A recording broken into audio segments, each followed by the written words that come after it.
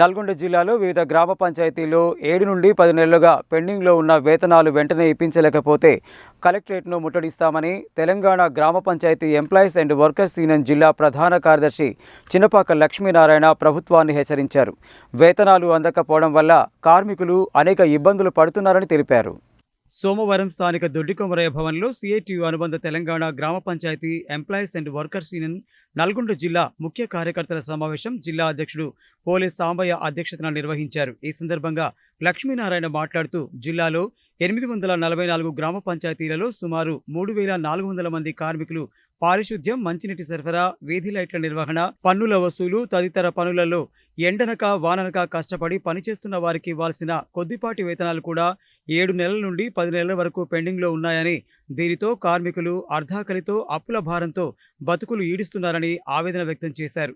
వేతనాలు ఇవ్వాలని అధికారులను అడిగితే డబ్బులు లేవని సమాధానం చెబుతున్నారని, కడుపులు మార్చుకొని పని ఎలా చేస్తారని ప్రశ్నించారు. అధికారులు కార్మికులను తొలగించాలని కుట్రలు చేస్తున్నారని, అది ఆపకపోతే తీవ్ర పరిణామాలు ఉంటాయని హెచ్చరించారు. కాంగ్రెస్ ప్రభుత్వం వస్తే తమ కష్టాలు పోతాయని ఆశపడ్డ కార్మికులకు వారి సమస్యలు పరిష్కారం కాకపోగా మరింతగా పెరిగాయని విమర్శించారు.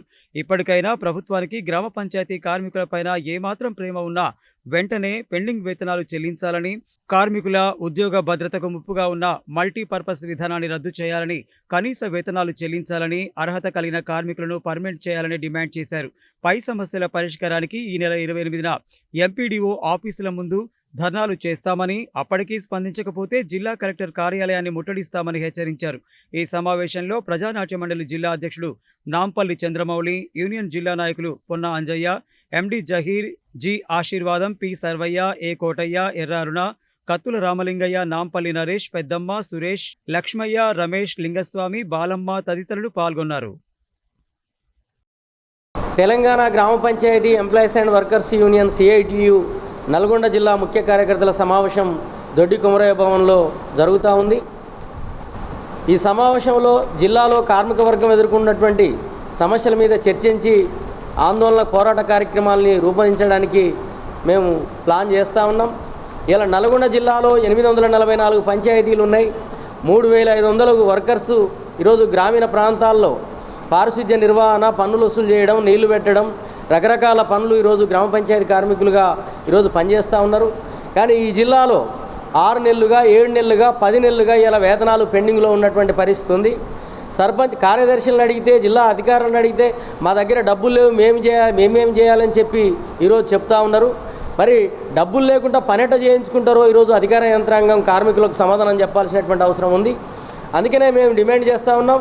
ఈరోజు ఆ గవర్నమెంట్ పోతే ఈ గవర్నమెంట్ వస్తే కార్మికులకు వేతనాలు పెరుగుతాయి, పర్మనెంట్ అవుతారు, సమస్యలు పరిష్కారం అవుతాయి, వేతనాలు సక్రమంగా వస్తాయని చెప్పి ఆశపడ్డటువంటి కార్మికులకు ఈరోజు మరింత కడుపులు కార్చే విధంగా ఈరోజు ఈ ప్రభుత్వం వ్యవహరిస్తుంది. అందుకనే మేము డిమాండ్ చేస్తూ ఉన్నాం.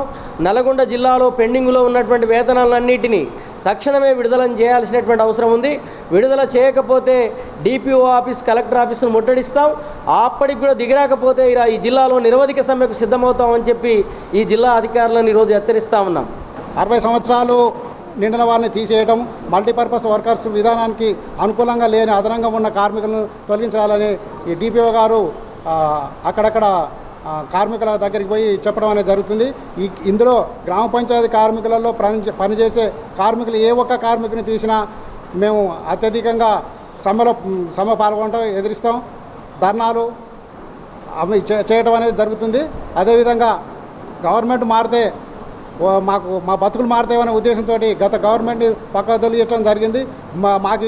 మేము ఎన్నుకున్న గవర్నమెంట్ కూడా రేవంత్ రెడ్డి గారు అవుట్సోర్సింగ్ కాంట్రాక్టర్ ఉద్యోగులకు అందరికీ మేము వేతనాలు పంపిరు అని అంటున్నారు. కానీ గ్రామ పంచాయతీ కార్మికులకు పంపినట్టుగా ఎక్కడ కూడా లేదని టీవీలో చెప్తుంటే మేము 1 తారీఖే అందరి వేతనాలు ఇస్తూనే ఉంటారు. కానీ మాకు 9 నెలలు అయినాక కూడా ఇంతవరకు ప్రభుత్వం ఏర్పడి 9 నెలలు అయినంతవరకు కూడా ఇంతవరకు ఇవ్వలేదు. ఈ విషయం గురించి మా రాష్ట్ర స్థాయి నాయకులు ఏదైనా సమ్మె పిలుపునిస్తే సమ్మెలో పాల్గొంటాం. అదేవిధంగా ఇది ప్రభుత్వానికి మేము భారీ ఎత్తున ప్రదర్శన చేసి ధర్నాలు చేసడానికి కూడా సిద్ధంగా ఉన్నామని ప్రభుత్వాన్ని ఎదురిస్తాం.